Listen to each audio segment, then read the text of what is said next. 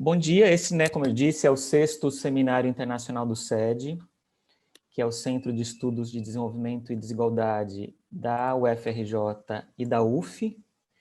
E a missão do SED é produzir estudos sobre desigualdade social e suas implicações para o desenvolvimento do país. E esse seminário é uma oportunidade da gente compartilhar alguns estudos e trabalhos que estão sendo desenvolvidos por membros do SED, e também a gente está tendo convidados externos, palestras, que amanhã vai ser a última palestra do professor Mike Savage, da London School of Economics, que vai falar sobre o retorno da desigualdade. O tema de amanhã é muito conectado com a discussão que a gente vai ter hoje. A palestra de amanhã também vão ser às 11 da manhã, pelo canal do YouTube do Instituto de Economia da UFRJ. Deixa eu admitir outras pessoas aqui. E a mesa de debates de hoje vão ter a apresentação de 3 trabalhos. Tem várias pessoas aqui a serem admitidas. 3 trabalhos. O primeiro trabalho, que é Capital e Ideologia, de Piketty. Capital e Ideologia de Piketty, que é o livro do Piketty, como poderia orientar uma reforma tributária no Brasil no pós-Covid-19, que vai ser apresentado pela professora Célia Lessa Kerkeneski e pelo Fábio Walterberg. A Célia é professora titular do Instituto de Economia da UFRJ, também titular da Cátedra Josué de Castro da Desigualdade do Colégio Brasileiro de Altos Estudos e uma das fundadoras do SED e coordenadora do SED.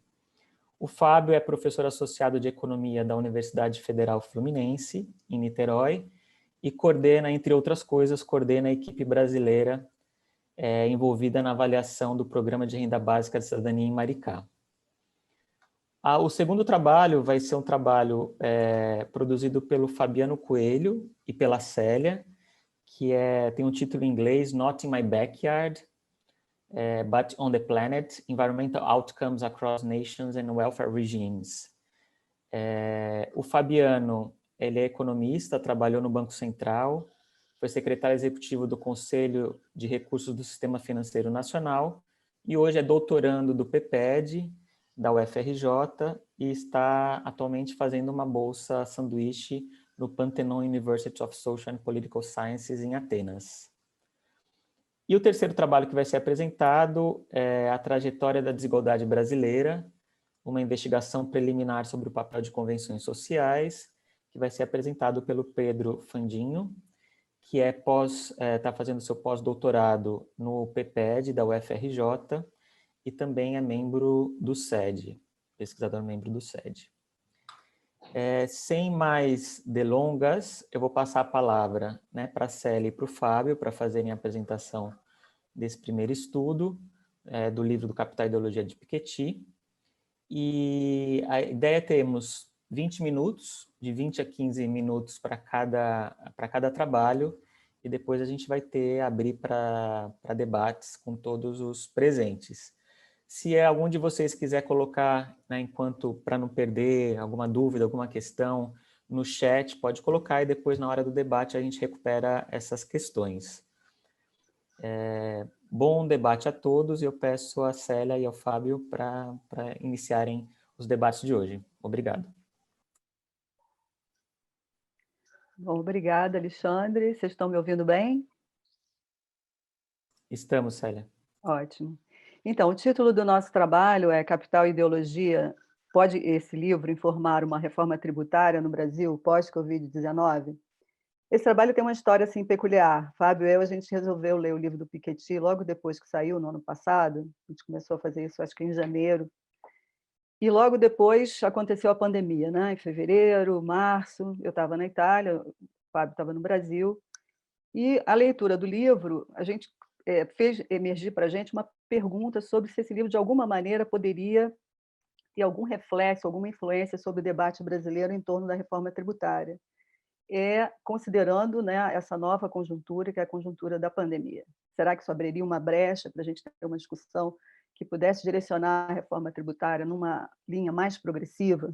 Então, eram essas as questões que estavam na nossa cabeça quando a gente começou a pensar em escrever juntos esse artigo. Então, assim, o roteiro da apresentação que a gente vai fazer, eu vou falar um pouquinho da motivação desse trabalho, depois eu vou falar um pouco sobre qual é a agenda do Piketty, que ele propõe de reformas que vão além da tributação, né? Mas com ênfase na questão da tributação. Depois, Fábio vai entrar especificamente na discussão no âmbito do debate brasileiro, levantando os obstáculos às propostas de Piketty que poderiam emergir no debate, que já estariam emergindo, e, no final, a tentativa da gente traçar uma agenda possível, combinando um pouco algumas ideias do Piketty com as objeções às objeções, né, que teriam sido levantadas no debate brasileiro em relação a uma reforma tributária mais progressiva. Bom, do ponto de vista da motivação, é uma coisa que o livro coloca com muita clareza, é que momentos de crise se abrem a mudanças radicais, né? E essas mudanças radicais, elas se colocam não só como meio de você superar emergências, né, mas também como oportunidades para se introduzirem transformações mais profundas, né, já que fazer a mesma coisa de sempre não está funcionando. Bom, na segunda metade do século XXI, os sinais da profunda crise sanitária, econômica e social estão por toda parte, e aí a questão que se coloca é se a gente tem alguma percepção de mudança radical. Tem alguma mudança radical à vista que a gente não esteja percebendo e que pode, de algum modo, ser aprofundada por algum tipo de ação, inclusive uma ação intelectual, levantamento de ideias, agendas, né? E a nossa questão particular foi, será que o livro Capital e Ideologia, com a sua agenda de mudanças radicais, poderia, de algum modo, afetar o debate brasileiro sobre reforma tributária nesse momento de crise sanitária e agravamento de desigualdades? No livro anterior do Piketty, O Capital no século XXI, ele já nos falava que o século XX foi um século igualitarista e que se configurou desse modo depois de coisas terríveis terem acontecido, né? Guerras profundas, Primeira Guerra Mundial, Segunda Guerra Mundial, crises devastadoras, como a Grande Depressão, né? O Capital e Ideologia, que é esse livro, o segundo livro dele, de 2020, a partir da constatação do retorno da desigualdade, que teria havido a partir das últimas décadas do século XX e início do século XXI, tem a ambição de projetar mundos possíveis mais justos e trata, então, de imaginar uma saída que se pretende realista, porque essa saída que o livro percebe, que estaria aberta, ela, na realidade, se desdobra de experiências que a gente já teve no passado e em outros países também, né? Então, a ideia seria que agora, enquanto a conjuntura crucial implícita nesse livro seria o mal-estar causado pela intensificação das desigualdades, nós pensamos que, a partir de 2020, essa crise que se abriria, esse mal-estar que se abriria, estariam conectados à crise sanitária. Então, a crise sanitária seria candidata a um evento crucial, uma conjuntura crucial, que se abriria para crises mais profundas. Então, ela emerge e ela radicaliza aquele sentido geral de crise que se abre a mudanças, quando, aparentemente, o impossível se torna inevitável. Mas será mesmo, né, que é assim? Bom, claro que não se trata de automatismos. Tem crise, se abre para mudanças e as mudanças acontecem. Não é assim que as coisas acontecem de fato. Você tem escolhas, e as escolhas são sempre políticas, não podiam deixar de ser, e depende de vários fatores, não só de ideias, né? Mas, no caso específico da gente, a gente acha que também é do Piketty, é examinar a viabilidade de opções sugeridas. Tá? E esse exame que a gente faz é um exame meramente parcial.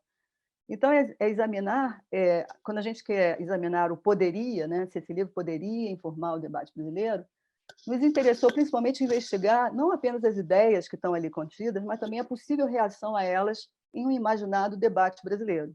Algumas reações a gente imagina que aconteceriam caso essas ideias fossem amplamente difundidas, algumas dessas reações a gente já capta quando se fala em progressividade no debate em torno da reforma tributária no Brasil. Bom, é claro que princípios abstratos, como a gente vai encontrar no livro do Piketty, mesmo que eles tenham tido algum tipo de decantação, né, no experimento do passado, quando ele fala do século XX, e lembra que lá no século XX a progressividade tributária foi uma experiência importante para a redução das desigualdades, ou mesmo quando ele fala que em outros lugares do mundo, né, você teve uma redução da progressividade muito menor do que ocorreu, por exemplo, em países como os Estados Unidos e o Reino Unido.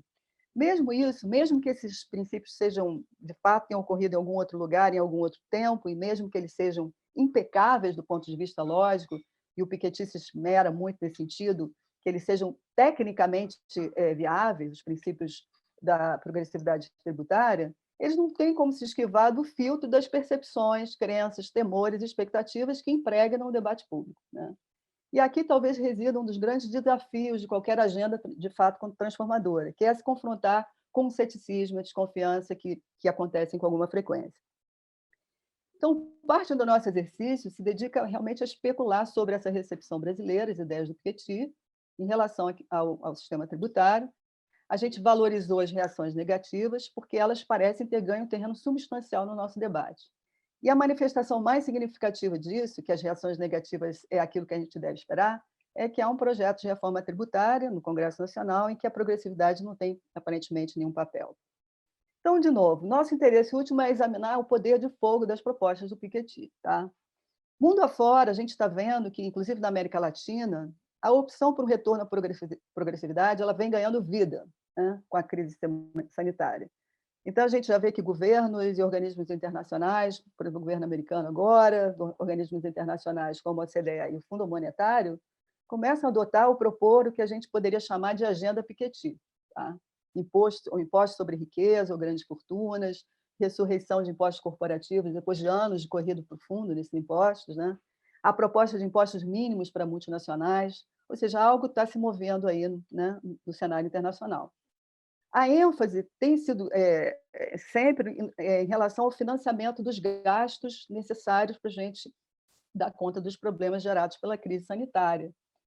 Então, as novas necessidades estão fazendo com que as pessoas comecem a pensar em fontes de financiamento e está havendo uma certa convergência fora do Brasil na ideia de que esse financiamento deve ser um financiamento redistributivo, progressivo. Isso acontece de um lado. De outro lado, o aumento da riqueza e da sua concentração também é mais uma razão para você pensar que seria natural que nós financiássemos os gastos necessários para dar conta das novas necessidades usando tributação progressiva. Mas é evidente que quando você usa esse tipo de alternativa, você abre uma caixa de Pandora da redistribuição via tributação. Ou seja, está aqui aberta a possibilidade de a gente fazer um retorno ao século XX. Mas o que acontece no debate público brasileiro? Ele segue inerte em relação a essa discussão. Né? E aí é interessante a gente observar quais são as percepções, quais são os receios, quais os argumentos que são articulados, que se colocam, que se confrontariam a essa possibilidade de ampliação da progressividade da tributação brasileira. E, do outro lado, a gente também quer olhar qual é o arsenal que a gente pode encontrar no Capital e Ideologia para essa, digamos, guerra cultural, que a gente tem que levantar argumentos que podem, de algum modo, confrontar essa reação negativa. Tá? E sempre é interessante ver em que medida que essa confrontação usando o Capital e Ideologia em relação a argumentos que se opõem ao avanço da progressividade, ela é, de fato, convincente.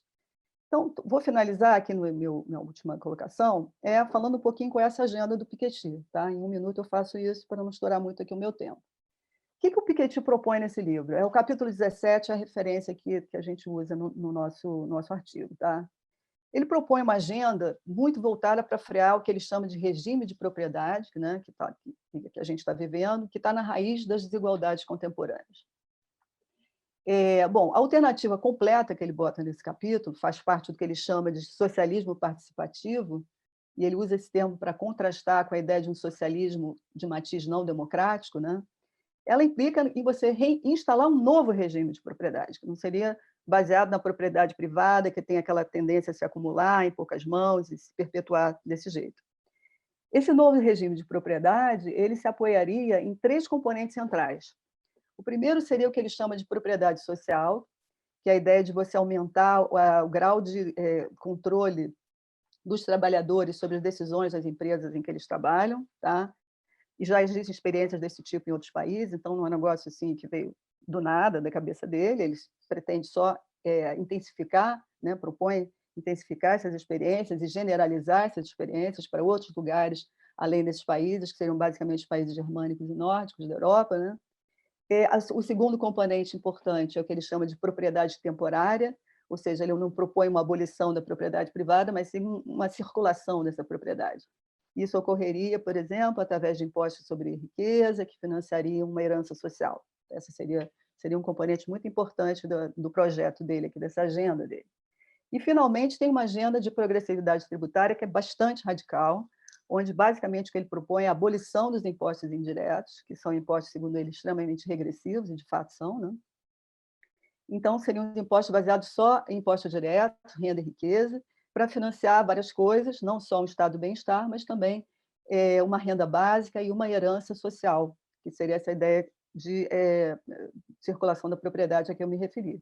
A gente vai se concentrar aqui no nosso trabalho na agenda tributária, a gente não vai tocar nos outros dois aspectos, que seriam a discussão da propriedade social e da propriedade temporária. Então, vou passar agora para o Fábio, eu acho que eu consegui fazer a minha exposição em 10 minutos. Espero. E sim, Célia, muito obrigado. Fábio. Vamos lá. Dar sequência aqui. Eu vou compartilhar minha tela. Me digam aí se vocês estão enxergando. Alexandre? Sim. Tudo certo. Bom, então, enfim, a Célia já deu aí essa introdução, contou, né, contextualizou, então não preciso gastar os meus poucos segundos, minutos aí com isso, a gente pode passar direto aqui nessa transição para justamente essa questão mais específica do que seriam obstáculos às propostas de Piketty no debate brasileiro, o que a gente pôde enxergar. Bom, o texto já tem um ano aproximadamente, né? Então, naquela época, ainda tinha uma certa esperança, falava-se de uma reforma tributária, uma discussão sobre reforma tributária mais ampla no segundo semestre do ano passado, que não aconteceu. Eu acho que no momento de revisão do texto já tivemos que mudar algumas coisas com relação a isso. É aquela agenda que nunca se completa, né, da reforma tributária. Mas eu organizei o que seria ali mais ou menos a seção 4 e 5, né, do nosso artigo, nesses três grandes temas, né? Obstáculos compartilhados com outros países, dificuldades que não são exclusivas do Brasil, mas que também acontecem aqui com uma certa intensidade também, obstáculos exclusivamente brasileiros, ou que se manifestam aqui com uma força muito grande, e algo aí como uma agenda, né? Uma agenda de política, uma agenda de pesquisa também, a partir do que nós lemos, tá? Então, no primeiro desses itens, né, a primeira questão que é muito abordada pelo Piketty e com exemplos, inclusive muitos exemplos ali sobre a França, né, que é o país dele, sobre o qual ele tem mais conhecimento, é o problema da falta de transparência sobre questões tributárias, né, falta de dados, os dados são de difícil acesso, não são publicados, pesquisadores têm dificuldade para encontrar. Um exemplo que ele dá, que é interessante, sobre a França, por exemplo, registros de propriedade. Ele diz que é mais fácil encontrar dos anos 50, 60, antes de qualquer tipo de informatização, do que dados mais recentes. Então, o que poderia ser uma melhoria tecnológica, né, mais informatização, digitalização e tudo mais, complicou, foi dificultado. Então, como que se explica isso? Como é que na era de Big Data, na era em que a informação está em toda parte, né, você não consegue saber, não ter acesso a essas informações, por exemplo, sobre propriedade ou sobre transações internacionais? Então, é um problema que existe em todos os países, né, em muitos aí, e no nosso também. Né? Então, é algo que precisaria ser tratado, a gente volta na parte da agenda. Falta de coordenação internacional. Então, agora a gente está vendo, né, essas iniciativas, especialmente agora, de certa forma lideradas pelo governo americano, ou ao menos há uma certa tolerância do governo americano com relação a isso. Esse IR, né, o Imposto de Renda Mínimo Global, está hoje aqui, no valor de hoje, né, tem aí uma reportagem sobre isso, sobre duas propostas diferentes que poderiam gerar uma receita de 640 bilhões de dólares no mundo. O Brasil teria uma partezinha pequena, aí algo como 6 bilhões. 6 bilhões de dólares dá para financiar um Bolsa Família, né? Então não seria pouco. Mas, de qualquer forma, falta coordenação. Essa iniciativa, a gente não sabe qual vai ser o impacto dela, não é? Tem resistências, por exemplo, a Irlanda, outros países que praticaram uma política de redução de alíquotas, certamente vão se opor. Então, é uma dificuldade que existe, a tributação no nível internacional, né? Não temos a Receita Federal Internacional e temos uma série de interesses envolvidos. Então, essa é uma outra fonte de dificuldades. E aí, esse item C aqui, reticência, resistência, oposição, eu quis mostrar que o que seria essa, digamos, contrariedade aos impostos, né, ela se manifesta em diversos níveis, né, desde um certo mau humor ou uma certa pouca disposição a pagar, até resistência, oposição organizada, lobbies e tudo mais. Né? O imposto sobre a herança, que é um desses que fazem parte do pacote que a Célia mencionou, né, das propostas de Piketty, ele reconhece que é um imposto muito impopular na França e em muitos lugares. Em grande medida porque há ignorância, desconhecimento, né? Não se sabe quais seriam os parâmetros desse imposto, E as pessoas, especialmente de classe média, têm medo. Por exemplo, eu recebo uma herança, mas eu não tenho como pagar esse imposto, eu teria que vender a propriedade para poder pagar o imposto. Se isso é bom ou ruim, a gente deixa para o debate, né? Mas é um fato, o imposto impopular teria muita dificuldade de ser aprovado, como é que um governo passaria isso, etc. O imposto sobre a riqueza, segundo Piketty, e a partir do que a gente conhece, também valeria para o Brasil e para outros países, seria um imposto um pouco mais popular, desde que fosse, de fato, direcionado aos ricos. Os problemas aqui seriam outros, uma eventual fuga de capitais, né? Mas isso, claro, depende daquilo que a gente falou sobre coordenação internacional, e ele fala de uma série de medidas que podem ser tomadas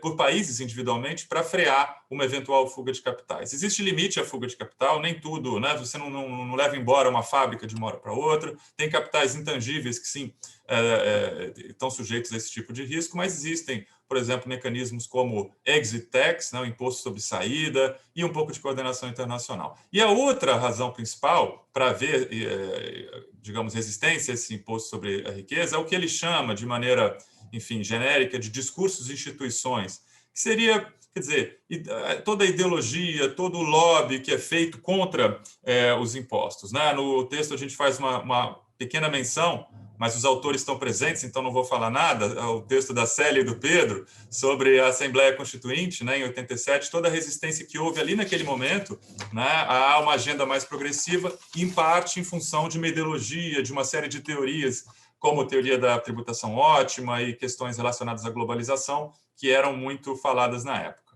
né? Então, isso seriam questões que a gente encontra no mundo todo e também no Brasil. Os obstáculos especificamente brasileiros, ou com mais destaque no Brasil. Bom, o primeiro item eu chamei de ignorância ou desinteresse, né? Questões tributárias são áridas, são difíceis, a gente enxerga isso nas nossas conversas, quando a gente trata disso com alunos, por exemplo, né, ou com e-mails que são francamente progressistas e que querem discutir questões de justiça social, mas a tributação é um pouco relegada, parece uma coisa complicada, tem uma certa ignorância, tem entendimentos equivocados, né, as pessoas não conhecem, o sistema tributário brasileiro complicado dificulta também isso, né, então eu acho que a gente tem aí um ponto específico. Falta de apoio da classe média, né? Não é algo específico ao Brasil, mas pelo fato de a gente ter uma concentração de renda muito forte, né? muito ruim, então é fato que os impostos diretos acabam recaindo ali sobre os 10%, 15% mais ricos, né? Então vai haver naturalmente, de boa fé ou de má fé, né? Um problema para você conseguir passar uma agenda que vá de encontro aos interesses de classes relativamente poderosas. O debate econômico, a gente entende, né? A Célia já falou um pouco sobre isso, que de certa forma está parado no tempo no Brasil, né? Então, enquanto a gente está aí vendo nos países centrais discussões de uma volta, né, a discussões de 40 anos atrás, de 30 anos atrás, sobre tributação progressiva, direta, etc. E a gente aqui ainda está com teto de gastos e outras coisas completamente obsoletas na agenda, né?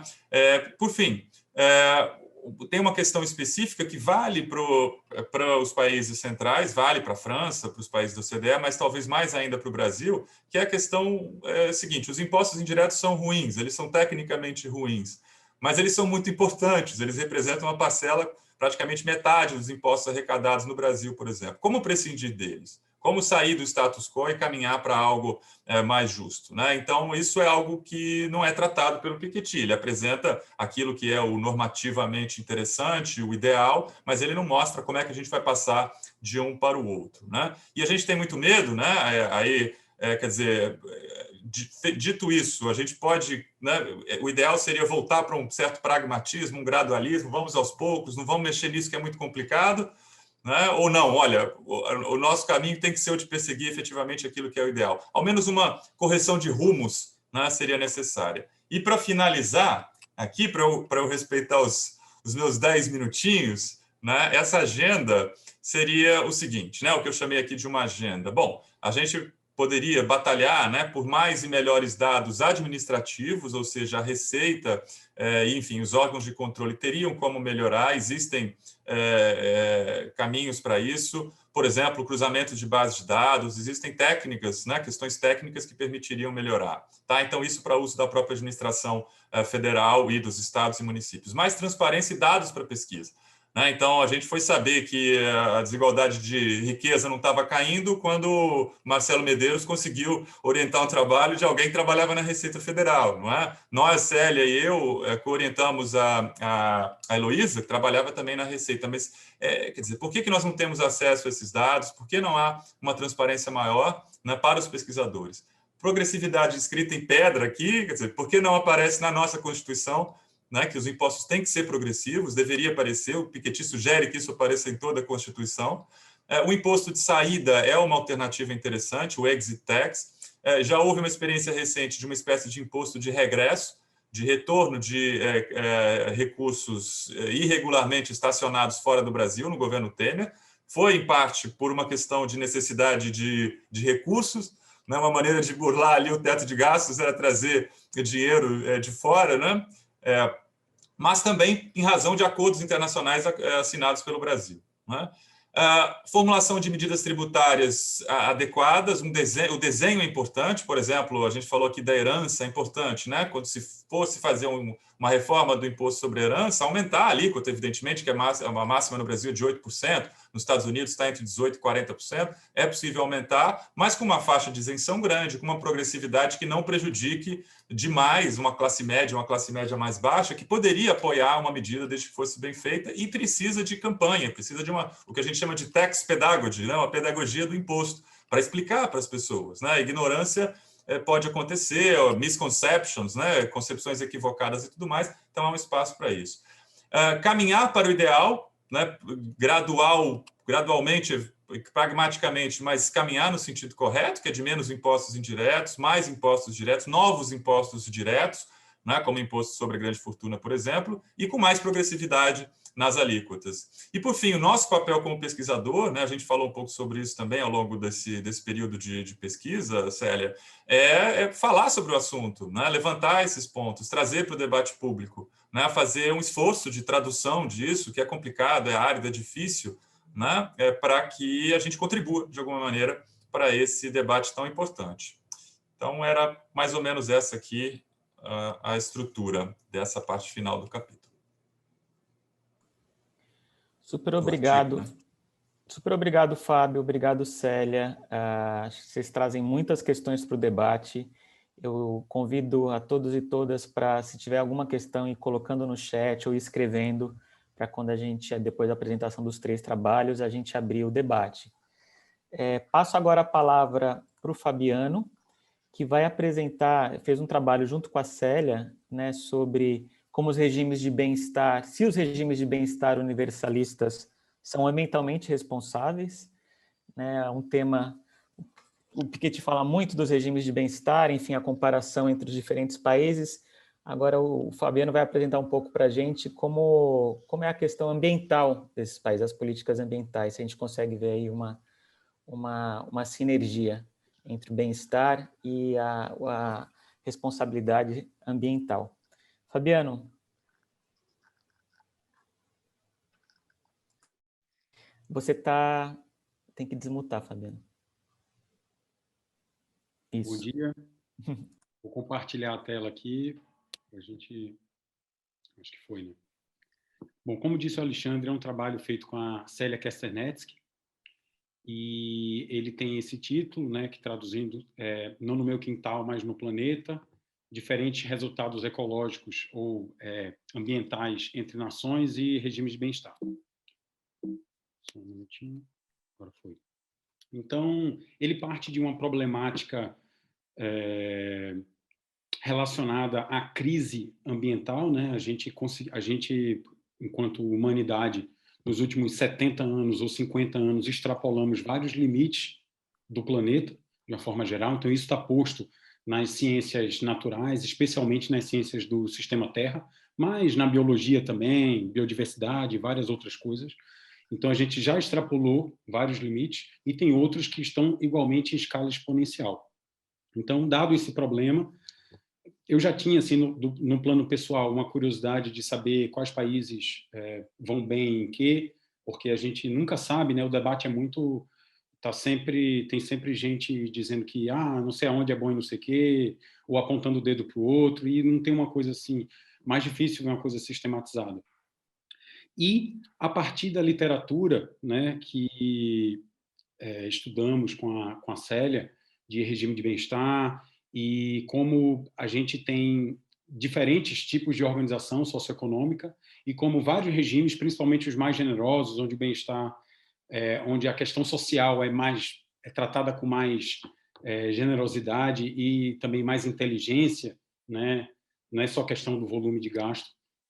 Então, você acaba tendo vários benefícios econômicos, como maior participação na economia, né? Mais emprego, mais participação feminina, mais igualdade de gênero e uma série de outros de benefícios produtivos também. Então, aquela dita oposição entre social e economia é mais um reforço mútuo. E aí, como é que a gente vê? E a questão ecológica, diante dessa crise toda, como é que estão esses países, né? Então, o primeiro objetivo é ver como estão os países independentes do regime de bem-estar e como eles se parecem entre si, né? Que países têm a ver com que país, como é o cuidado deles. E o segundo é ver por regime de bem-estar como é que estão esses resultados. Nossa estratégia, especificamente, leva em questão três vamos dizer assim, posturas. Um é considerar a complexidade ambiental. Então, mais ou menos, os estudos que tentaram fazer coisas parecidas, que é um campo que está crescendo cada vez mais e tem que crescer, porque a ideia é vivermos todo mundo bem dentro dos meios do planeta. Como os meios do planeta estão no cheque especial há muito tempo, e a gente precisa e quer viver bem, é bom mesmo, então não tem como esse campo não crescer, e tem crescido bastante. Então, primeira questão é, nem todo país que manda bem em tudo igual, né? Da mesma forma. Então, tem que diferenciar, como se ambiental fosse uma coisa só. Então, tem uma certa complexidade aí. A gente fala... A outra questão, um pouquinho mais dela mais para frente. Uma perspectiva biocêntrica e não tanto antropocêntrica, né? Já que o resultado é um problema de pressão para o planeta, você tem que ter uma ótica planetária. Também falar um pouquinho mais dela. E uma visão de mundo compartilhado, porque, de fato, o planeta é compartilhado. Então, quer queira ou não, o planeta é compartilhado, né? Mas baseado em, vamos dizer, qual é o impacto de cada um por cidadão. Então, seria uma ideia de um direito igual per capita, que, por exemplo, várias organizações defendem, né? Por exemplo, vários países ricos, às vezes, tendem a botar foco excessivo só em se está caindo e se alguma coisa está melhorando, e, vamos dizer assim, fica um pouco oculto a questão de que o nível de impacto é completamente insustentável e está num patamar muito distante. Então, a gente precisa ter atenção tanto ao nível como à tendência. E aí tem um trabalho, né, uma parte do trabalho é rever essa literatura nascente que tentou juntar as coisas que eram, vamos dizer, estudadas de forma separada, o lado ambiental ecológico e o lado social, né? E às vezes você estuda o socioeconômico, estuda o ambiental e o econômico, mas não estuda, né, esses dois ao mesmo tempo. E tem uma literatura que trata da hipótese de sinergia, onde os regimes sociais mais avançados, principalmente o social-democrata, né, às vezes também chamado de universalista ou nórdico, também seria melhor do ponto de vista ambiental, né? E aí a gente quer avaliar isso. Já tem alguns estudos que começaram a avaliar isso, alguns parecidos com o nosso, começaram a apontar uma melhora deles em relação aos outros regimes e também em outras coisas. Por exemplo, se você valoriza o meio ambiente. Então, uma outra questão que a literatura traz é se tem um trade-off. Se eu cuidar do meio ambiente prejudica o social, então é uma questão, não acho que seja um trade-off inescapável, mas não nessa literatura já se espera menos trade-off, onde o regime social é mais, vamos dizer assim, mais robusto. E acho que eu particularmente acho que é uma questão de design, de você fazer uma coisa pensada na outra, né? Quando o ambiente ou a ecologia é prejudicada, quase sempre é o pobre que é prejudicado, né? Os mais pobres. A distribuição dentro da economia ecológica não é só de renda, ela é também ecológica, ela é de várias outras coisas, né? Então, voltando àquele ponto do biocentrismo, sintetizando, ao antropocentrismo, qual é a visão? Então, tudo começa, vamos dizer, para esse assunto, numa visão de natureza. Qual é a visão do antropocentrismo? O que é a natureza, na verdade? É uma cesta de recursos valiosos em que eu vou explorar, ou um amontoado de recursos que podem ser mercadorias e que podem ter um preço. Então, isso vem desde quando os europeus chegaram, né? Colombo chegou na América, que a gente tem uma visão assim dominante, e o biocentrismo entende diferente. Ora, a natureza é um conglomerado de formas de vida e que coexiste, e pode coexistir de forma positiva ou de forma negativa, ou mista, e aí você tem várias coisas nesse campo, né, da filosofia, da ética, né, que você, por exemplo, o valor para o antropocentrismo aí ele vai afunilando, é um valor utilitarista, é um valor economicista e está expresso na disposição a pagar. Mas a gente sabe que o mundo não é assim. Quando você vai testar, as pessoas falam, não, eu valorizo, mas acho que o Estado deve cuidar, ou não sei quem, ou é responsabilidade de quem tem. Enfim, para o biocentrismo não há primazia do valor econômico. Ele existe, claro, é importante, mas não é o único. Há estético, espiritual, cultural, ecológico, né?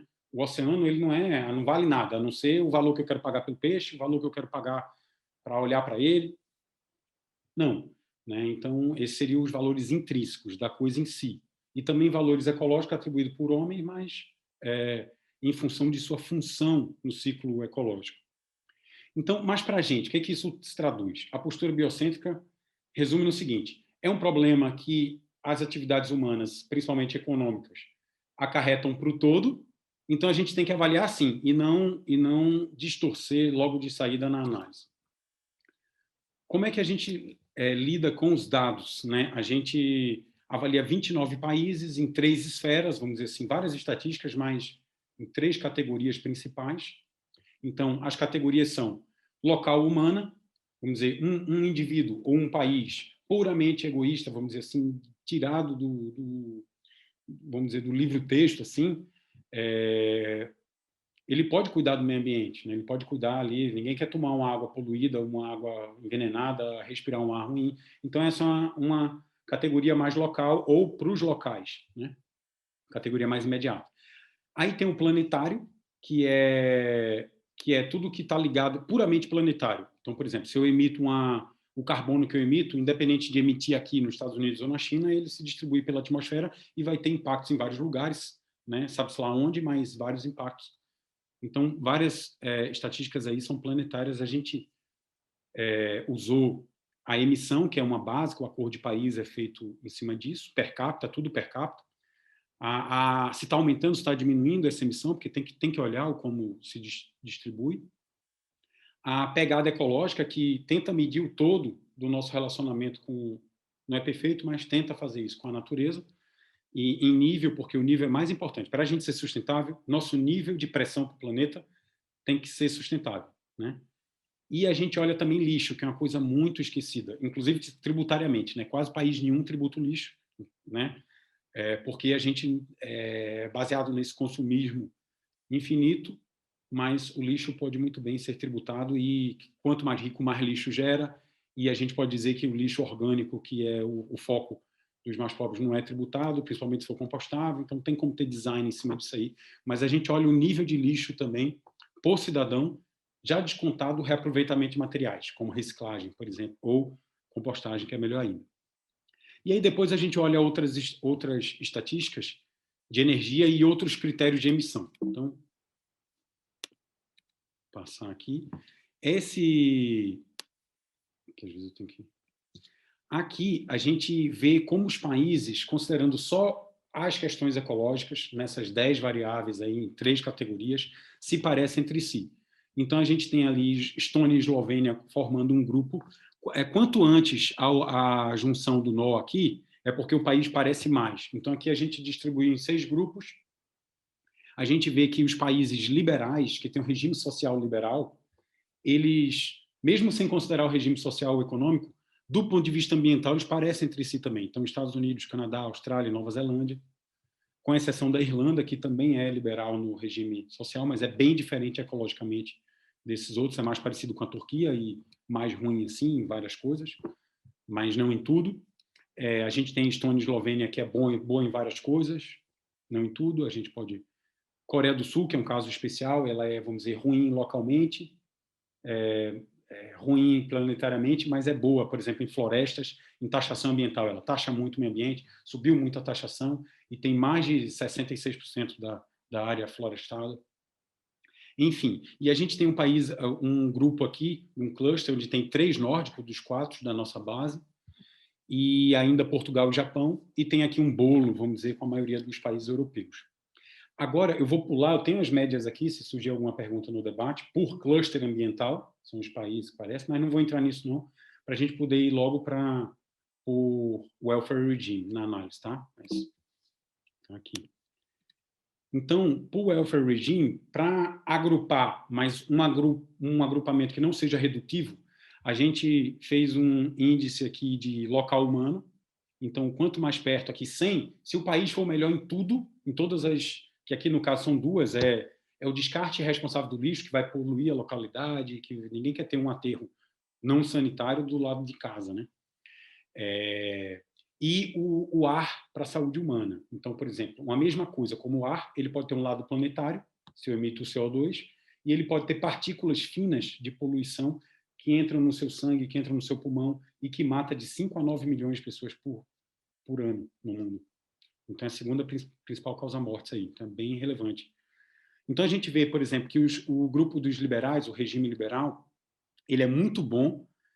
Aqui está para o welfare regime, tá? Então a Irlanda está aqui, piora um pouco os dados do que seria a lógica só ecológica aqui. Senão ele seria mais alto ainda, mais perto do máximo aqui, o liberal. Mas ele está muito bem na saúde humana e bem mal aqui, bem no começo, na questão planetária. Então, ele cuida do quintal, cuida dos seus cidadãos. Na verdade, assim, tem gente que estuda isso, poder dos cidadãos, que faz com que cuide, não é uma coisa automática. Mas, enfim, cuida e é exemplar nessa questão e muito ruim na planetária. Enquanto a gente tem outros regimes aqui, como o social-democrata, o conservador, né, onde é a Áustria, por exemplo, a Alemanha, o grupo dos países mistos e do leste europeu, que também mandam bem aqui nos dois, no planetário e no local humano. Então, vou passar. A gente tem o Mediterrâneo. Aqui separamos os dados por países. Então, tem todos os países e a gente vê... tirei aqui, esqueci de falar aqui, que a bola é o intermediário, vamos dizer, florestas e política ambiental, né? Não é nem planetário, nem local. Então, por exemplo, o liberal não é particularmente bem, o asiático estava bem ali na questão intermediária, mas ruim no resto todo. Enfim, então aqui a gente vê cada país. Vemos aqui, por exemplo, a Eslovênia, Suécia, Portugal, Espanha. Por exemplo, dentro do Mediterrâneo, do grupo dos países mediterrâneos, a gente tem que a Grécia é bem pior, tanto no local humano, para a saúde humana, como na questão planetária, né? E a gente tem vários países aqui, Suíça, Inglaterra, Hungria, Alemanha, que tende a ser boa tem um cuidado mais coerente com o meio ambiente e é bom em várias coisas, certo? Enquanto que todos os liberais estão aqui bons no local humano, né? Os 4 principais aqui, os grandes liberais aqui. A Nova Zelândia é um pouco melhor planetariamente, mas não é nenhum destaque. Aqui abri por uma dimensão. Então aqui tem uma dimensão só, uma estatística só, para a gente poder ter uma visão bem, né, ver a floresta e ver a árvore. Então aqui a gente está vendo a árvore da poluição, que é importante para a saúde humana. Então a poluição do ar. O nível 10 aqui é o que a World Health Organization, né, recomenda. Não é, nenhum nível é bom, mas 10 seria, vamos dizer assim, dá para dizer que é seguro. Então, bom, só tem os sociais democráticas aqui, né? Cada bola dessa é um país. A bola laranja é a média, por aquele regime de bem-estar. Então, o liberal é muito bom ele nisso, né? Todo mundo abaixo, a não ser Irlanda, que é acima, até a média seria mais baixa, sem considerar ele. E são os únicos que têm média abaixo do, né, vamos dizer assim, no recomendado para o cidadão. Quando a gente passa do local humano para o planetário, então aqui tem uma variável também, que é a emissão, a principal, vamos dizer assim, que a gente usa para Acordo de Paris, para a contribuição de cada um. Então, a gente vê o liberal aqui é mais de 169%, por exemplo, dos países mistos aqui da Reino Unido e Holanda, né? Que ela é mais ou menos um grupo de um regime de bem-estar, mais ou menos outro. 90 e tantos % acima do quase o dobro se bem que aqui está até maior, né? Enfim, é disparado o nível maior no regime liberal e com algum destaque assim dentro do próprio regime. A Nova Zelândia é uma exceção, mas a gente vê todos esses outros regimes aqui, o conservador, o social-democrata, o Mediterrâneo, muito melhor nessa questão planetária. Quando a gente passa aqui para o lixo por cidadão, pegando algumas estatísticas, né? Como disse, a gente tem várias. A gente vê que aqui a média, por exemplo, do liberal é 530 quilos por cidadão por ano. Então, a gente gera, nesses países, mesmo considerando aqui a Irlanda dentro, mais de meia tonelada de lixo por cidadão, já desconsiderando a reciclagem e a compostagem. Por exemplo, nos Estados Unidos, a reciclagem é 40% do lixo, é muito alto. Compostagem não existe. E quando a gente vai aqui, é menos da metade no social-democrata, no conservador é menos ainda. Então, a gente vê, né, tem o consumismo e o mais coisas, o consumo privado, ao invés do consumo público, ou de um consumo mais equilibrado entre as necessidades humanas, ele tem um peso maior para o meio ambiente, né? Então, esse é o volume de lixo que a natureza tem que se virar por cada cidadão de cada país e de cada, por exemplo, o leste europeu aqui bem mais baixo também. Enfim, Coreia manda bem nisso aqui, mas manda mal no ar respirado. É bem ruim lá. Até porque a produção foi para a Ásia, né? Industrial, assim, pelo menos a ruim. Aqui, juntei, já é o penúltimo slide, todas as variáveis planetárias, esses azuis aqui que a gente usou, e as duas variáveis que a gente não fez cluster com ela, porque era mais coerente fazer daquele jeito, mas a gente tem aqui o percentual de renewables. Só que isso também é uma coisa interessante. O mais importante não é o renewables, é o não renewables. É a energia ruim, a energia que pesa, que a gente tem que diminuir. Mas mesmo aqui a gente vê, por exemplo, social-democrata no uso total dos renewables, considerando carro, tudo, né? A gente tem 41%, enquanto que o liberal tem só 19%. E também aumentou 12% desde 1990. Mas o mais importante é quando a gente passa para cá. E aí eu vou focar no combustíveis fósseis, energia fóssil, né? Óleo, gás, carvão. E, então, por exemplo, esse aqui é o nível no liberal, 192. Então, no social-democrata é só 92. No Mediterrâneo é só 87. Aí o cara fala, mas o Mediterrâneo é mais pobre. Tá bom, então vamos olhar o conservador, 123. Vamos olhar todos são muito menores do que o liberal, né? Até o misto aqui também, bem menor do que o liberal. E tem mais relevante ainda, aumentou 38%, vamos dizer, caiu 1% o per capita, o uso de combustíveis fósseis, praticamente nada na média, nos liberais. Por exemplo, no social-democrata caiu 29% o uso de energia fóssil per capita. E quando a gente passa para o total, que é o que mais vale para o planeta, né? Não quer saber se é per capita, quer saber o total. Então, no liberal aumentou 38%, enquanto no social-democrata caiu 17%.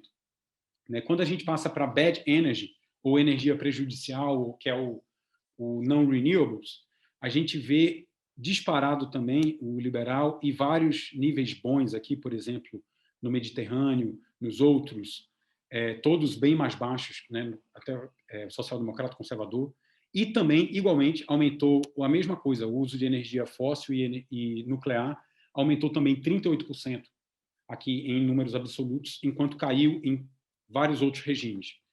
Então, enfim, aqui, concluindo, os países do regime liberal, eles são os menos ecológicos, a não ser na questão local e na questão dos seus cidadãos, que eles são excelentes nisso. Prevalece o not my backyard, not for my citizens. Há um cuidado seletivo, incoerente, insustentável planetariamente, além de, né, outros estudos mostram aí, bastante desigual internamente. O regime social-democrata está entre os melhores ecológicos, mesmo numa perspectiva biocêntrica, mas não está sozinho. Vários outros regimes, né, como o conservador, e também o grupo da Europa Oriental e do Misto também conseguiram reduzir, por exemplo, todos esses conseguiram reduzir o uso de combustíveis fósseis, que a gente tem que desmamar se a gente quer ter sustentabilidade, e o consumo de energia nuclear, que não é a questão dessa sustentabilidade, mas é um problema muito pior, de 100 mil anos aí de tóxico. Enfim, a presença de estado de bem-estar robustos está associada com bons resultados ecológicos e mais coerentes no todo, né, nas várias dimensões. E aí a gente tem o driver da solidariedade, né, que até estudos cognitivos mostram que está relacionado, quando você valoriza o próximo. Tem gente que diz que é a mesma coisa, valorizar o ecossistema ou a valorização biosférica. E a gente tem também, aí são suposições que a gente pode fazer, né, que outros regimes têm se inspirado no social-democrata e, por exemplo, fazendo investimento, adotando a ótica do investimento social, e tem também tomado coisas do regime social-democrata e avançado nesse sentido. Então, tem que observar, e tem outras questões, né? O Estado que garante o bem-estar e que, né, mais consumo público, mais pesado em serviços e menos em consumo privado, e aumenta a capacidade, né, das pessoas de ter uma vida como quer, não sempre uma vida consumindo mais. Então, enfim, aqui são os dados que eu falei por cluster ambiental, e aí eu agradeço o Alexandre e toda a organização e fico por aqui. Muito obrigado, Fabiano. Várias questões para você no chat, depois dá uma olhadinha. Na hora do debate a gente vai poder discutir mais. É interessante, né, como os estados que o Piketty fala desse hipercapitalismo, onde isso é mais evidente, também são os menos ecológicos nas suas conclusões, né? E eu queria passar agora para a terceira apresentação, a última, do Pedro Fandinho, que vai falar sobre a trajetória da desigualdade brasileira, que é uma investigação preliminar sobre o papel de convenções sociais. Acho que o Fábio e a Célia falaram no início sobre a importância dos discursos, das instituições. Se a gente for pensar, por exemplo, na adoção de um sistema tributário progressivo, que o Piketty traz muito no livro, a importância da ideologia, acho que o Pedro vai nos dar um pouco também de algumas reflexões dentro dessa linha. Com você, Pedro, é a última apresentação e depois a gente abre para o debate. Estimulo também, né, colocarem as suas perguntas no chat, e depois na hora do debate também, se quiserem fazer as perguntas, perguntar, né, podem também desmutar e fazer a pergunta para os apresentadores e apresentadoras. Com você, Pedro. Olá, bom dia, acho que boa tarde já quase. Estão conseguindo ver minha apresentação? Estão me escutando bem? Sim, está tudo ótimo. Maravilha. Bem, primeiro queria dizer que é um privilégio apresentar o trabalho aqui no seminário do SED, centro do qual sou muito privilegiado por fazer parte. Primeira observação é um pedido de desculpas, porque eu acho que eu trouxe um trabalho errado para esse seminário, porque é muito difícil tratar das questões que eu abordo nesse trabalho em 15, 20 minutos. Tem aqui uma equação com a qual eu possa sumarizar resultados. Então, o que eu vou ter que fazer aqui é pincelar algumas ideias e peço desculpas por isso. Bem, qual que é o contexto desse trabalho? Ele é parte da minha tese de doutorado. Eu tive a felicidade de ter a professora Célia como orientadora. Na minha tese de doutorado, eu discuto o papel de convenções sociais sobre a desigualdade salarial. A ideia aqui é que a desigualdade salarial não pode ser explicada apenas por determinantes neoclássicos, que seriam a produtividade individual dos trabalhadores e a qualificação desses trabalhadores segundo as leis de oferta e demanda. A ideia aqui é que as capacidades produtivas dos indivíduos ou fatores puramente econômicos não são suficientes para explicar a desigualdade salarial. A gente tem que considerar também esses fatores não propriamente econômicos, forças sociais, que eu prefiro chamar de convenções sociais. A ideia é que diferenças entre as remunerações de diferentes ocupações não se devem somente aos esforços e características individuais, mas também à manutenção de percepções ou convenções sociais a respeito da distância justa entre essas remunerações. Essa ideia de que convenções ou normas sociais têm um papel sobre a determinação de salários, claro, não surge comigo. Ela já tem sido reconhecida há muito tempo por economistas muito influentes. Mais recentemente, essas ideias têm ganhado destaque com o aumento das remunerações entre 1% mais rico, porque se torna evidente para muitos autores que a explosão do salário dos executivos, por exemplo, não pode ser explicada porque eles passaram a produzir muito mais, seria um absurdo. Mas, de todo modo, esse papel de convenções ou normas sociais para explicar a desigualdade salarial ainda é relativamente negligenciado. Parece haver que muitos autores, há muito tempo, se veem obrigados a reconhecer o papel desses fatores sociais. Muitos sublinham, outros dizem que é importante investigar essas questões, mas por uma série de razões que eu explico em outro momento da tese, o fazer econômico não tem permitido que esses fatores sejam mais bem considerados. Então, o objetivo da minha tese foi olhar não só para o que esses autores estão fazendo, por olhar para o extremo topo, mas para toda a distribuição salarial. Foi investigar preliminarmente o papel de convenções sociais sobre a desigualdade salarial, e eu faço isso a partir de 3 eixos. Primeiro, eu olho para as teorias de determinação salarial. Então, o que eu faço é voltar lá para os primórdios da economia e ver as distintas formas a partir das quais os economistas têm tentado entender a determinação de salários e da dispersão salarial. O que eu observo é que a desconsideração a esses fatores sociais passa a ser observada a partir da virada marginalista e é levada a cabo. A dimensão social passa a ser extinta a partir da década de 50, com a teoria do capital humano, que vai dizer que não, que essas diferenças salariais têm que ser explicadas fundamentalmente pelas escolhas e pelas características produtivas dos indivíduos. No meu segundo eixo, eu discuto as evidências empíricas, tento ver o que essas evidências permitem dizer a respeito da atuação de convenções sociais. O que eu observo nesse segundo eixo é que as equações de rendimento minserianas, elas conseguem explicar diferenciais salariais a partir dos determinantes neoclássicos até certo ponto. Existe um enorme componente inobservado e o que eu sugiro, o que me parece possível dizer, é que dentro desse componente não explicado pelos determinantes neoclássicos, a gente pode considerar a atuação dessas normas sociais. No terceiro eixo, finalmente, eu discuto as trajetórias da desigualdade. O que eu tento fazer é olhar para os percursos da desigualdade em diferentes regiões para ver até que ponto as mudanças nas trajetórias da desigualdade são explicadas por esses determinantes produtivos, ou se não, se essas mudanças podem ou não ser associadas também a transformações sociais. É esse terceiro eixo, que respeita a trajetória da desigualdade, que essa apresentação se dedica. Então, o que eu pretendo fazer? Eu já vou deixar claro aqui onde eu quero chegar, qual é o objetivo, a hipótese, e depois eu vou poder apenas pincelar alguns argumentos. Então, o fato da exploração da hipótese, que já é apontada por outros autores, como a gente vai ver, de que transformações em convenções de equidade e nos arranjos institucionais dessas convenções decorrentes ajudam a explicar a compreensão e a manutenção da desigualdade salarial em países desenvolvidos no século XX. Nesse trabalho, o que eu argumento é que a ausência dessas transformações é componente importante também para o entendimento do percurso da desigualdade brasileira, de forma geral, da desigualdade latino-americana.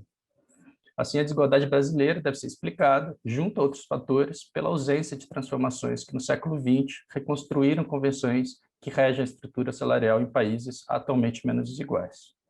Para isso, eu organizo esse trabalho em 3 partes. Na primeira parte, eu analiso a grande compressão da desigualdade salarial observada nos países desenvolvidos e a queda de um paradigma que então explicava essa grande compressão.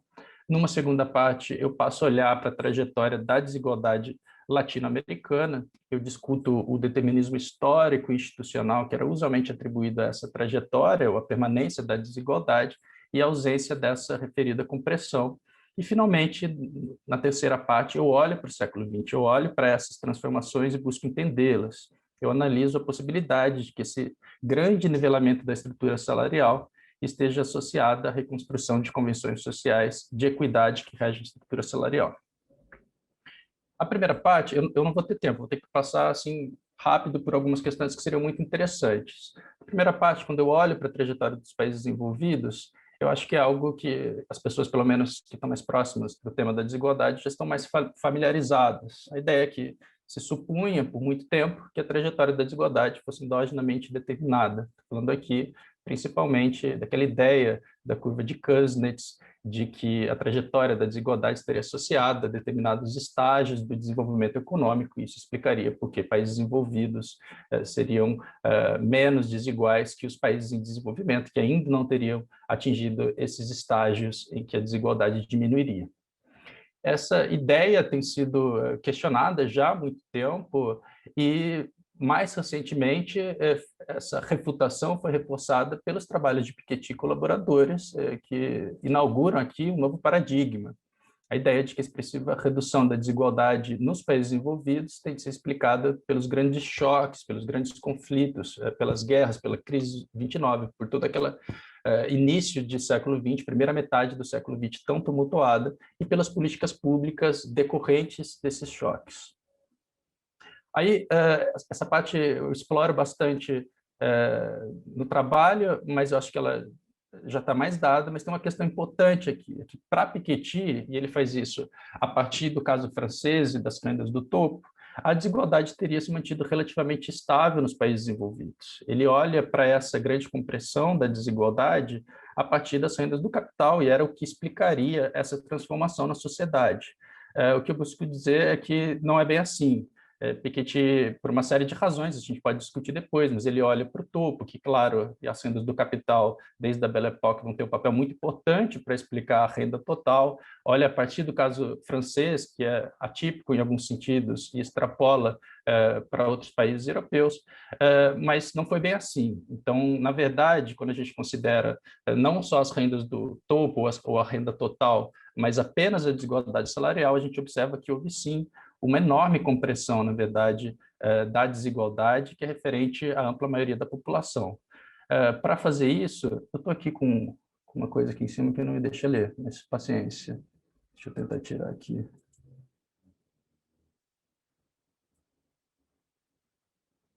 Não, piorei a situação. Tudo bem. Então, eu preciso enfrentar, né, essa observação de Piketty, porque, afinal, é a obra mais importante sobre a trajetória de longo prazo da desigualdade, ainda que fique claro que ele tem outros objetivos, que não é exatamente olhar especificamente para a desigualdade salarial. Quando a gente olha especificamente para a desigualdade salarial, eu vejo como muitos autores que têm avaliado a trajetória de longo prazo da desigualdade salarial em países desenvolvidos encontram uma enorme compressão, inclusive o próprio Piketty, no caso dos Estados Unidos. Eu passo por todos esses autores e que eles concluem, ou que a gente pode concluir a partir de todos esses trabalhos, é que houve sim um enorme declínio da desigualdade salarial, quase unanimamente observado em países ocidentais durante o século XX.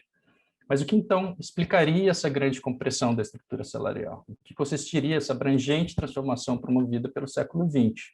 A isso eu vou me dedicar na terceira parte da apresentação. Antes, a gente vai passar rapidamente sobre o que aconteceu na América Latina. Então, o percurso latino-americano era explicado a partir de uma perspectiva hegemônica, segundo a qual a desigualdade na região seria idiosincrática em relação a países desenvolvidos. A ideia aqui é que essa desigualdade observada hoje, tão alta, uma das maiores do mundo, seria um simples reflexo de instituições coloniais. A desigualdade é tão grande porque ela foi grande desde a época colonial e assim se preservou devido a essas instituições instaladas naquele período. Essa perspectiva, no entanto, tem sido colocada em xeque. Novos estudos, que são baseados em projeções empíricas muito mais robustas, constatam que a desigualdade latino-americana não é uma simples reprodução das dissimitrias do período colonial. Eles observam que a desigualdade na América Latina não era, de nenhum modo, maior do que a europeia no período colonial e mesmo nas décadas seguintes às independências nacionais, e que elas se tornaram iguais ou parecem semelhantes à desigualdade europeia apenas na segunda metade do século XIX.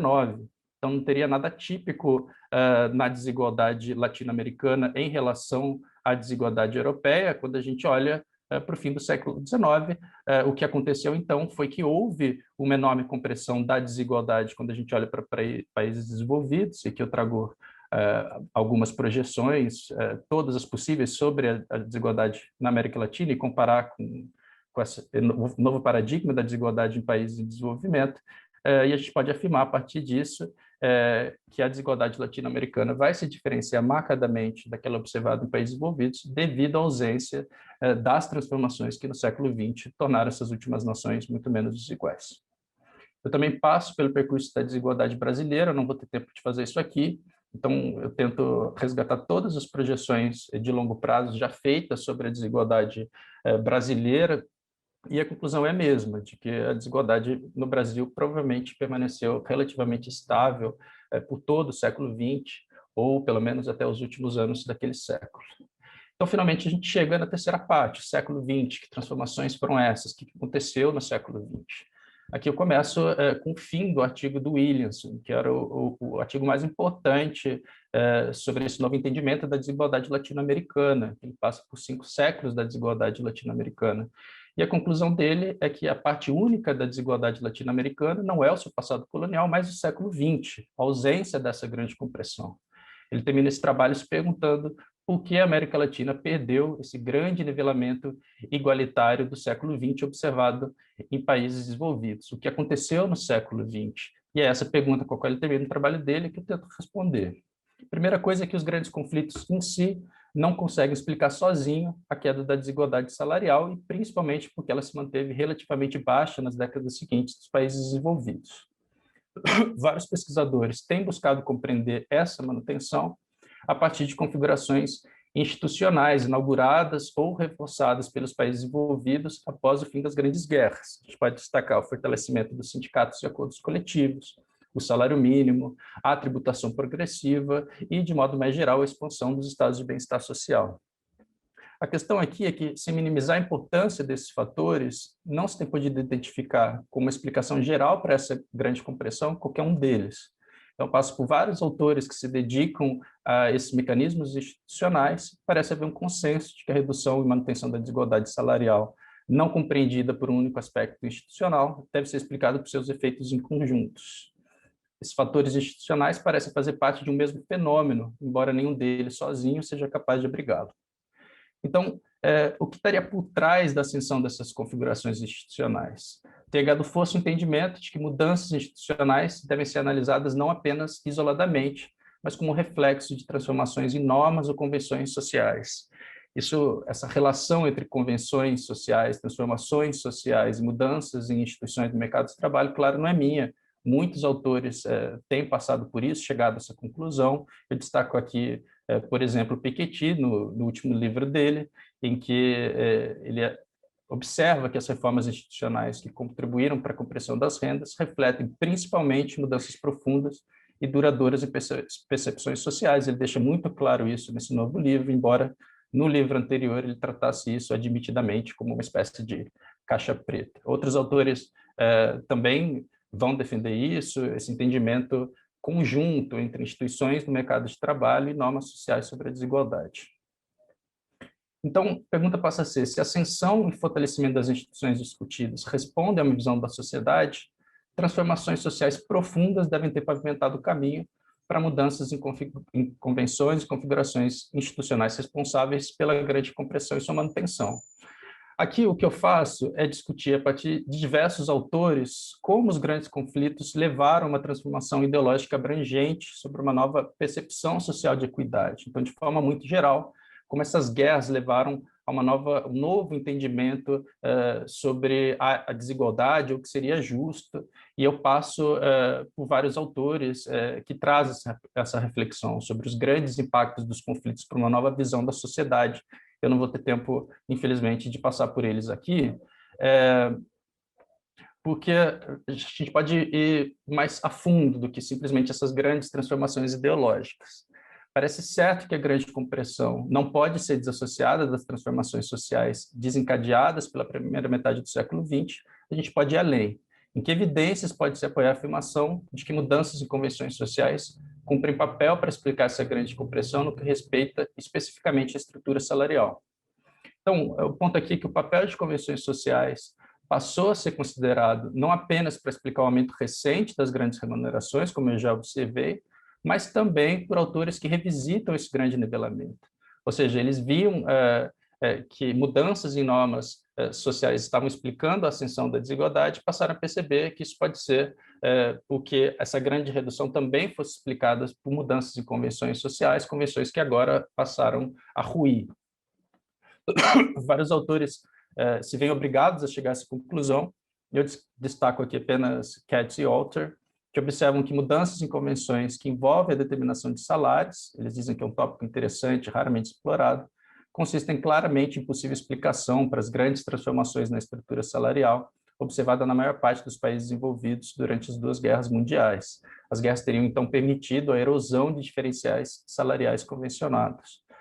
Passo por outros autores que chegam à mesma conclusão, e o ponto interessante aqui é que esses autores parecem chegar a essas conclusões de que normas sociais teriam importância para explicar a grande compressão por exclusão, por não encontrar no arcabouço neoclássico outras explicações que pudessem dar conta desse fenômeno. Mas uma parte que me interessa especialmente também nesse trabalho é que o papel de mudanças em convenções de equidade é sublinhado não apenas por esses autores contemporâneos que revisitam a grande compressão, mas também por economistas que analisavam essas mudanças na veia de seu curso.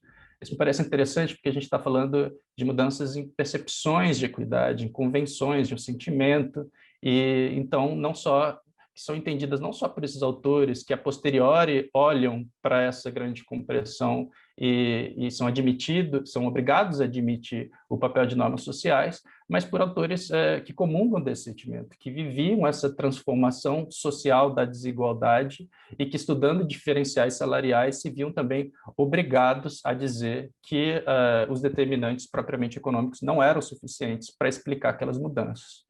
Eu, infelizmente, também não vou poder passar por esses autores aqui, eu só vou destacar aqui Henry Clay, que era um economista muito importante no Entre Guerras, e ele observava que a estrutura salarial mantinha uma poderosa estabilidade, que o salário justo era sempre entendido relativamente aos demais, e que mudanças em uma categoria levavam necessariamente a mudanças em outras categorias, preservando, então, essas distâncias relativas determinadas pela tradição. Ele também dizia que os salários constituíam um sistema cuja distância entre os componentes seria muito reconhecida e legitimada. O ponto aqui é que o efeito da guerra foi destruir essa estabilidade, foi destruir essa tradição e distâncias convencionadas a respeito das distâncias salariais. Passo por outros autores que sentem a mesma coisa, que discutem a mesma coisa ao observar os diferenciais salariais. Destaco aqui rapidamente também John Hicks, que foi muito importante, inclusive, para formalizar a perspectiva marginalista para a determinação de salários, e mesmo ele via, depois da Primeira Guerra, da crise de 29, que uma nova estrutura salarial se construía e que até então ela era também determinada pelos costumes e pela tradição. Esses autores, todos eles já viam essas mudanças, discutiam essas mudanças a partir desses fatores e nem podiam imaginar que ainda chegaria uma Segunda Guerra Mundial que ia levar essas transformações a proporções ainda maiores. Passo também por outros autores em outros países que estavam mais próximos dessas mudanças e que também assim entendiam, como se essas distâncias salariais fossem cristalizadas pela tradição, que se preservaram assim por muito tempo, mas que as guerras conseguiram colocar isso no chão e reinaugurar uma nova estrutura salarial. Então, em síntese, uma nova atitude social decorrente dos grandes choques desempenhou um papel crucial para a construção de novas convenções sobre a determinação de salários. A destruição causada pelos conflitos em propriedades, vidas e tradições fez com que cristalizadas distâncias sociais, materializadas pelas remunerações, fossem reinauguradas ou também destruídas. As novas convenções construídas dali em diante se apoiariam em novas bases junto das sociedades que se reerguiam. Aqui eu já devo estar estourando meu tempo, prometo que esse é o último slide. Então, aqui, como conclusões, o que eu apresento é que, mais que pela preservação dos efeitos de instituições coloniais, a trajetória da desigualdade brasileira no século XX deve ser explicada pela ausência das grandes transformações pelas quais passaram países atualmente menos desiguais. Entre as transformações, deve-se destacar não apenas a disrupção causada pelos grandes conflitos, mas também a reconstrução de convenções de equidade que envolvem a estrutura salarial. O importante aqui é que eu não sugiro, de nenhum modo, que essa seja a única ou a principal razão para explicar percursos distributivos tão diferentes. Eu argumento tão somente que transformações em convenções de equidade cumpriram um papel significativo, que esse papel é grandemente ignorado pela perspectiva neoclássica hegemônica e que essa constatação tem implicações para o entendimento da elevada e persistente desigualdade salarial brasileira. O paradigma da curva invertida tem sido substituído pelo consenso de que as trajetórias da desigualdade não respondem a qualquer determinismo econômico. A desigualdade parece ser mais bem determinada pelas transformações sociais responsáveis pela instalação e defesa de instituições em seu sentido mais abrangente. Como conclui Berg, sociedades equitativas não são resultado natural das forças de mercado. A equidade é criada pela sociedade, pelas instituições, pelas leis, pelas políticas e pelas práticas que governam a sociedade, sua economia e, em particular, seu mercado de trabalho. Embora as reflexões sobre o papel de convenções de equidade tenham circunscrito aos casos de países desenvolvidos, ainda que marginalmente, elas também devem ser consideradas entre determinantes da desigualdade em outros países, como o Brasil. Embora figurem ainda em perspectiva incipiente, com admitidas limitações, é imperativo que esses determinantes passem a ser mais bem considerados, e esse foi o objetivo desse meu trabalho. Obrigado e desculpa se eu estourei muito tempo. Obrigado, Pedro, pela apresentação. Nós temos várias perguntas no chat. Se você pudesse parar de compartilhar a tela, Pedro, daí a gente consegue... Eu estou tentando. Ótimo. Temos várias perguntas no chat, temos alguns minutos para fazer esse debate. Eu iria começar com a apresentação do Fabiano, tem várias perguntas para ele. Acho que o Fabiano já deu uma olhada, mas para aqueles que vão nos assistir depois também, eu vou falar rapidamente. Fabiano, se há uma tendência de analisar as questões ambientais, há uma tendência de analisar as questões ambientais na perspectiva econômica de uma ótica micro, externalidades, precificação, disposição a pagar. E as questões do bem-estar de uma ótica macro. Então a pergunta é, não seria importante adotar uma perspectiva macroeconômica ecológica para resolver essa dicotomia? A pergunta do professor Peter. Tem uma pergunta da Renata Lins, se você e a Célia consideram que para a mudança para um sistema mais vinculado com o ecológico, na medida em que implica mudar radicalmente o padrão de crescimento e de consumo, é necessário se pensar para além do sistema capitalista? Ou vocês veem uma possibilidade de fazer essa transição dentro do sistema capitalista? Essa é uma segunda pergunta para vocês dois, Célia e Fabiano.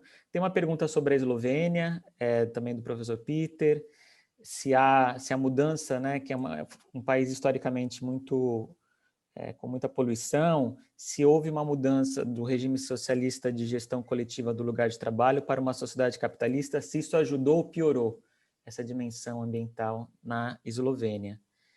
O professor Peter também mencionou, fala dos países asiáticos, que você não mencionou, os asiáticos estão com os índices piores com respeito ao consumo de fósseis e mudança de fósseis. E uma última pergunta ainda da Bruna Medeiros, muitas perguntas, agradecendo o excelente trabalho de vocês.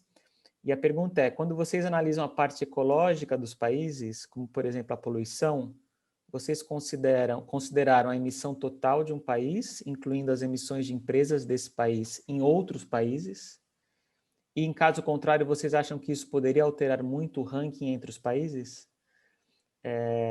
Se vocês conseguirem fazer uma síntese e responder todas as perguntas, e também quem perguntou, a Renata, o Peter, a Bruna, se quiserem também abrir o microfone e complementar, fiquem à vontade. Célia, quer falar? Quer abordar? Acho que eu posso falar sobre a questão da Renata, que acho que dá para eu falar alguma coisa sobre isso. E aí, as questões mais ambientais eu vou deixar contigo. A gente fez uma divisão de trabalho nítida aqui, né? Na nossa pesquisa. Então, essa questão do crescimento e do capitalismo, né? É uma questão assim, que eu, sinceramente, tenho muita dificuldade com ela, né? Às vezes eu penso que, certamente, a gente tem que mudar o padrão de produção, o padrão de consumo, e isso está colocado claramente pelas questões ecológicas, eu acho que não há dúvida em relação a isso, e eu acho também que está colocado claramente pelas questões de justiça social mesmo, né?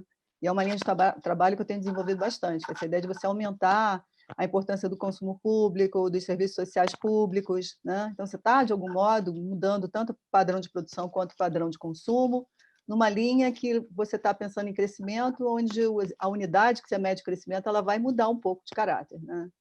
Então, eu acho que isso é uma transformação bastante radical. O que vai resultar disso? Quer dizer, tem outros ingredientes, tá? Mas assim, uma resposta rápida aqui.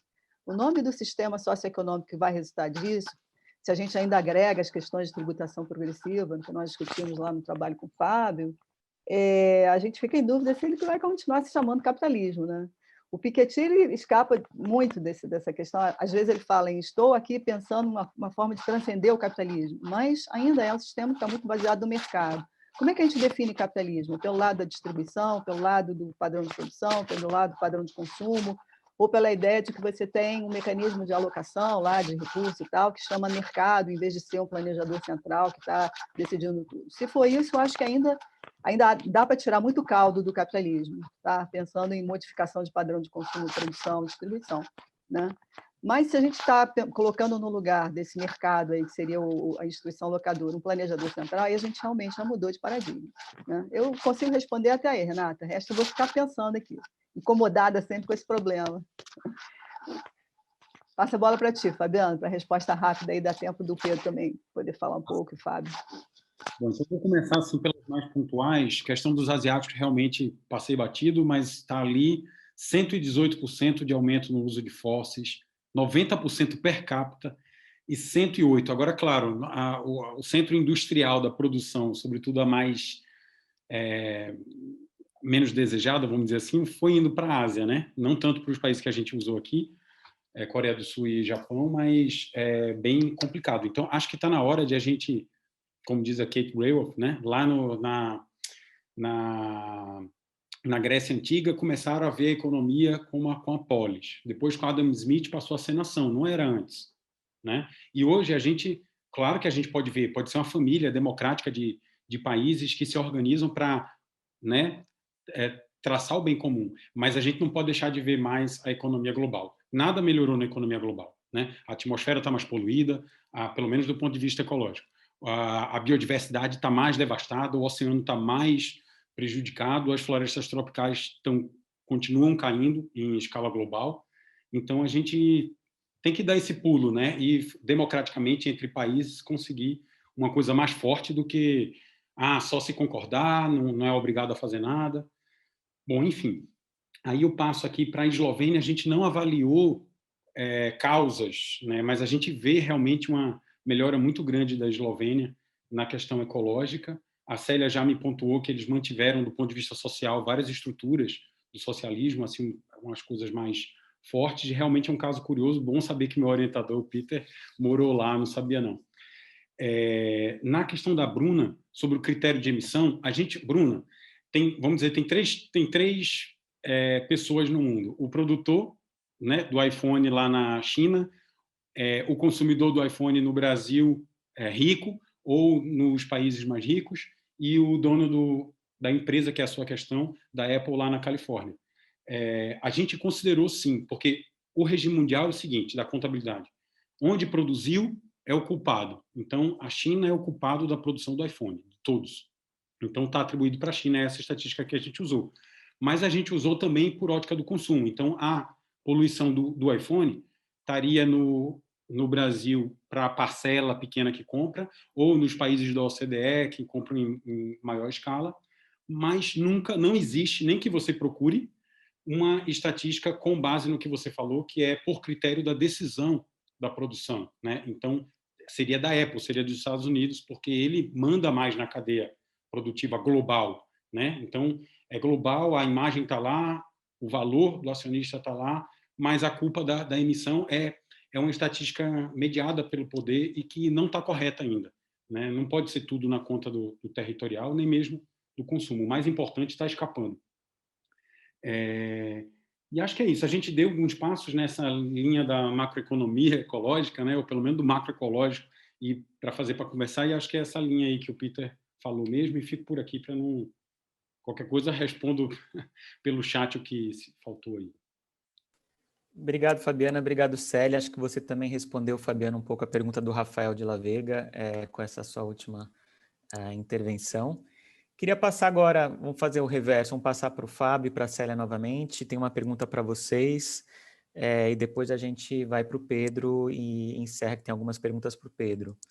A pergunta é do Victor Bride, sobre, no livro Capital e Ideologia, do Piketty, dá alguma ênfase para o crescimento das rendas do capital financeiro a partir dos anos 80. Já que esses rendimentos escapam das regulações nacionais e podem justificar a tendência de concentração de renda no topo, acho que essa é a pergunta. Acho que há alguma proposta de tributação específica para esse tipo de renda no Brasil? Célia, posso falar? Claro, vai lá. Bom, sim, ele retrata, Vitor, na verdade, séculos e séculos, né, da relação entre tributação e desigualdade. E, especificamente, com um foco maior, né, a parte, talvez, os 4 últimos capítulos, é sobre o período que pega aí, né, Reagan, Thatcher e tudo mais, e de lá para cá, né? Tem uma comparação muito boa com a época, com a Belle Époque e tudo mais. Então, tem essa questão. E para o período recente, né, para os últimos 40 anos, sim, a questão de capital financeiro é importante. Quando ele fala de tributação de riqueza ou de propriedade, é sempre num conceito amplo, né? Então, envolve também tudo que tem a ver com o capital financeiro. Então, sim, ele abrange isso, e nas propostas, né, de imposto sobre, quer dizer, heranças, sobre riqueza no sentido amplo, aí vai estar a proposta específica, né? Mas lembrando que ele não, quer dizer, ele faz referências à França, ele faz referências aos países desenvolvidos, mas ele não vai nos detalhes, ele não chega a ponto de delimitar qual vai ser a política propriamente, mas está incluído nesse conceito amplo de riqueza. Eu acho que a sua pergunta, né, se pelo que eu te conheço, intuindo no caso brasileiro, por exemplo, a gente precisaria disso, a gente tem tratamentos muito diferentes para a renda do trabalho e do capital, né, e com reflexos péssimos em termos de, por exemplo, pejotização e tudo mais. Então, eu acho que no espírito é coerente, né, o que ele diz com essa preocupação, embora ele não desça aos detalhes. Não sei se a Célia gostaria de complementar. Só um pequeno detalhe, porque realmente ele não dá, como o Fábio bem disse, ele não dá um foco assim, específico na rendimento do capital financeiro, mas ele fala que esse período é um período que você teve um boom, né, no preço dos ativos. E aqui são os ativos financeiros e ativos não financeiros, né? Os não financeiros, especialmente os ativos imobiliários.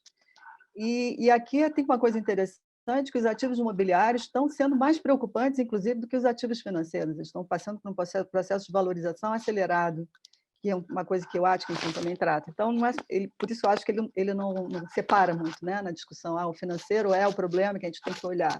Imposto sobre riqueza, não importa a forma dessa riqueza. Obrigado, Célia. Obrigado, Fábio. Lembrando que amanhã a gente tem o encerramento do 6º Seminário Internacional do SED, com a palestra do professor Mike Savage, da London School of Economics. Vai ser às 11 horas, pelo canal do YouTube do Instituto de Economia da UFRJ. Agora vamos para a nossa última rodada de perguntas. Tem várias perguntas para você, Pedro. Muitos elogios à sua apresentação. Uma primeira pergunta do professor Peter, que não seria o fato da proporção da população dos países da América Latina considerada de representar uma classe subalterna por razões raciais, seja uma explicação parcial para esse fenômeno distributivo? Uma segunda pergunta é: por que você usa a linguagem convenções sociais ou normas sociais?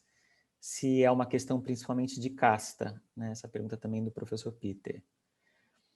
A Renata Posso responder primeiro, senão eu vou me perder nas respostas, pode ser? Tá bom, qual da Renata, porque acho que tem a ver com essa última pergunta do professor. Qual o papel que você considera que a escravidão prolongada tem na manutenção da desigualdade aqui? Um pouco também essa pergunta que o Peter fala dessa questão de casta. Entendi. Primeiro, respondendo ao professor Peter, é muito curioso, porque eu não falei isso na apresentação, porque não deu tempo, mas além dos 3 eixos que eu abordo na tese, eu também me desafiei a escrever um ensaio depois de explorar esses 3 eixos. E nesse ensaio, justamente o que eu faço é tentar mostrar o que acontece a partir da ausência dessa grande transformação. Então, o que eu vejo é que o que não aconteceu no Brasil foi a ideia de que houve uma sociedade de classe média, como em países europeus, que se tornaram muito menos desiguais, e que a ausência dessa classe média brasileira, ou seja, essa distância tão pronunciada entre rendimentos diferentes de trabalhadores, leva à manutenção do que eu chamo exatamente de relações de subalternidade. Então, o que eu tento mostrar é que a gente pode olhar a partir da ausência dessa grande transformação, dessa grande redução dos diferenciais salariais, como a permanência de determinadas ocupações se preservam em função da necessidade de que outros trabalhadores continuem a usufruir desses serviços, e eu destaco principalmente o papel dos serviços domésticos. Eu não chamaria de casto, não é o termo que eu utilizo, e nem entro tanto na questão racial, mas simplesmente no fato de que aqui no Brasil alguns trabalhadores têm rendimentos tão maiores do que outros a ponto de poder subalternizar trabalhadores que ganham muito menos. Isso é exatamente o que o Piketty faz ainda no Capital no século XXI, prevendo que seria um aumento da desigualdade americana em proporções muito grandes, que são exatamente as proporções brasileiras. Ele acha que se a gente chegasse a esse ponto, os trabalhadores do 10º superior poderiam simplesmente contratar trabalhadores da base como empregados domésticos, e é basicamente o que a gente vive aqui. Mas aproveito a sua questão sobre esse componente racial para responder a pergunta sobre a escravidão, que é muito, muito importante, e eu não passo batido por ela, obviamente, no trabalho. Eu trago toda uma sessão em que eu trato disso. A questão primeira é que, na minha tese, eu não discuto, né, o escopo dela não pode abranger tudo, então não discuto desigualdades horizontais, mas elas são muito, muito importantes. Quando a gente pensa nas convenções sociais, então, isso é algo até gritante, mas não é isso que eu faço. No caso da discussão especificamente das trajetórias da desigualdade, o que eu observo é que eu trato da renda, somente da distribuição da renda, mas não quer dizer que a escravidão não tenha enormes papéis para uma série de outras desigualdades e opressões sofridas pelos membros mais vulneráveis da sociedade. O ponto aqui é que nesses trabalhos que, com evidências empíricas mais robustas, tentam apontar a trajetória da desigualdade latino-americana em longo prazo, eles não veem essa importância tão grande para a escravidão. Isso pode ser até por problema dos próprios dados, mas os dados não permitem que eles afirmem isso. O mais importante para eles é que no período colonial não tinha nada de atípico na desigualdade brasileira, era relativamente baixa em relação à europeia, e o que aproximou as sociedades foi a Belle Époque, quando, no final do século XIX, tanto a sociedade brasileira quanto a sociedade europeia eram muito, muito desiguais. Era uma sociedade, como Piketty descreve bem, enormemente desigual, e a grande diferença foram que essas transformações transformam uma dessas sociedades e não a outra. Se as transformações como elas lidariam com as questões raciais e com os outros problemas que envolvem esse legado da escravidão, eu não saberia responder, a gente não passou por essas transformações. De todo modo, essa é uma questão importante, que eu trato também na tese, e, enfim, acho que ela sempre tem que ser problematizada. E, infelizmente, no escopo da minha tese, essa questão da distribuição da renda pelo recorte racial não é realizada, mas eu adoraria levar esse tema para outros lados e também discutir essas questões. Perfeito, Pedro, muito obrigado. E agora a última pergunta da Juliana Mello, para você também, Pedro. Pensando o Brasil atual com uma estrutura agrária concentrada em uma economia tão fundamentada na produção e exportação de commodities, com baixo nível de complexidade e sem uma perspectiva de grandes transformações. A pergunta é: seguiremos o século XXI como o século XX?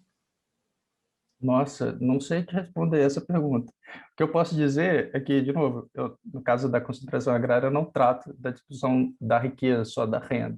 De todo modo, houve, nessa experiência distributiva desde o final do século XX, principalmente agora nessa primeira década do século XXI, grandes transformações e que a gente observou essas transformações apenas olhando a renda, principalmente a renda do trabalho. Não houve nenhuma transformação, pelo contrário, com a distribuição de riqueza ou da concentração de terras, que inclusive aumentou nesse período.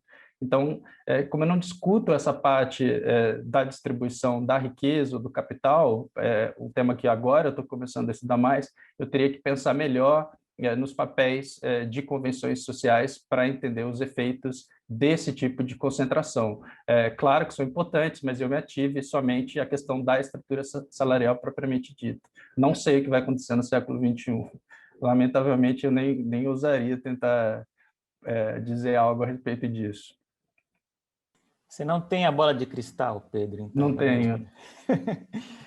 Não, acho muito obrigado. Eu não sei se algum de vocês gostaria de fazer outra pergunta. Acho que o Peter, agora no chat, né, é importante dizer que no caso da América Latina e no Brasil, isso foi colocado, questão, né, do passado colonial, escravista, a desigualdade racial gritante, população negra e branca, indígena, são fatores que a gente sempre tem que considerar quando, né, fala da desigualdade de renda, como isso afeta, né, as populações de forma muito diferente devido a esse nosso passado e devido ao racismo presente.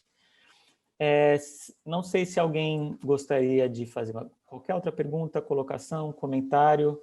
Eu posso fazer uma pergunta para fazer uma colocação em relação a essa questão da democracia racial? Sim, lógico, Célia. Não sei se... Desculpa. Então, eu acho que seria interessante a gente pensar para além do legado, sabe?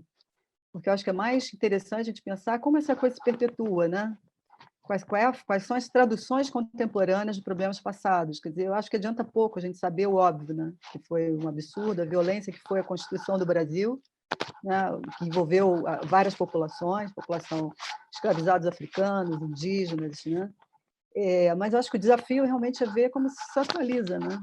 Através de que instituições você tem uma reprodução de algo que agora tem outro nome, outra forma. Eu acho que a tese do Pedro traz um pouco essa ideia da subalternidade como uma manifestação contemporânea. Ele não falou sobre isso, mas eu acho que ele tem uma defesa, né, a fazer de que, de algum modo, essa questão da iniquidade racial está contemplada pela questão da subalternidade que ele trata no último capítulo dele. Quer falar também, Pedro?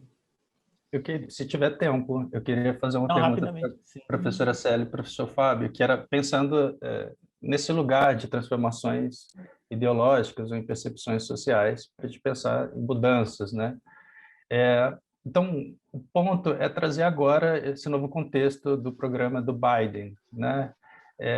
Porque eu estava lendo agora esse novo programa, então um investimento enorme do Estado e que contempla, inclusive, eu estava vendo a necessidade de que os trabalhadores sejam sindicalizados, a questão das desigualdades horizontais, não sabia de nada disso, fui ver em detalhe, é impressionante. E, claro, ele pretende conseguir esses recursos pela tributação. Então, colocando isso num outro contexto, aliás, nesse talvez novo contexto, saiu, por exemplo, no Financial Times agora, a ideia de um novo consenso de Washington, que o Banco Mundial, o FMI estão dizendo agora coisas diferentes. E, claro, há um grande otimismo nisso, talvez, e tem havido, né, com a crise de 2008, depois agora com a pandemia e agora de novo com o Biden. Vocês acreditam que pode estar havendo uma grande mudança ideológica que, por conseguinte, possa vir a permitir grandes transformações na sociedade, especialmente no que se refere à tributação? Para mim? Eu parei de ouvir. Agora sem som. Acho que agora é para você mesmo, Célia. É para você e para o professor Fábio. O Fábio mas o Fábio teve que sair, que ele agora virou pai. Professor, então, desculpa, vai ficar contigo. E, Célia, depois dessa sua resposta, a gente fecha, tá? Que as pessoas estão precisando. Tá, vou falar bem rápido, porque realmente a gente já estourou o tempo, né?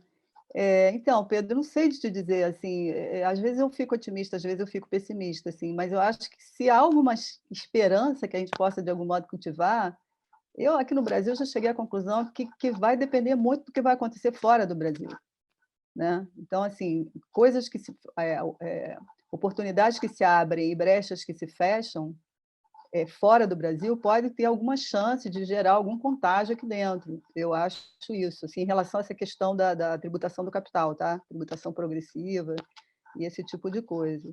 Então, assim, se existe alguma esperança, eu acho que ela vem de fora mesmo, porque aqui de dentro a gente vê que o debate brasileiro não está nem aí para a questão da progressividade tributária. Quer dizer, os atores que estão, de fato, influenciando o Congresso e projetos de reforma estão passando ao largo de um tema que é importantíssimo no país que é conhecido mundialmente como sendo campeão da desigualdade, né? Sobretudo da concentração de riqueza. Então, eu não sei, isso é que eu talvez te responderia agora. Tá?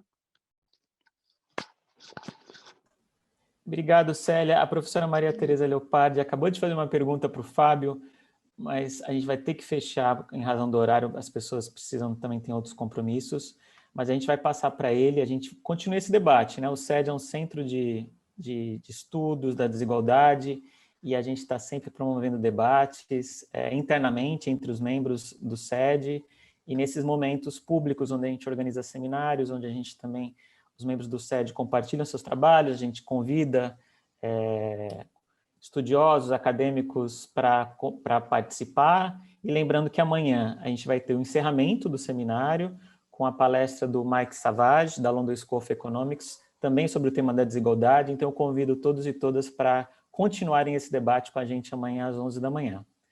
Muito obrigado, desejo uma ótima manhã e espero revê-los amanhã às 11 na palestra do Mike. Obrigado, minha gente. Abraço aí. Obrigada. Um abraço.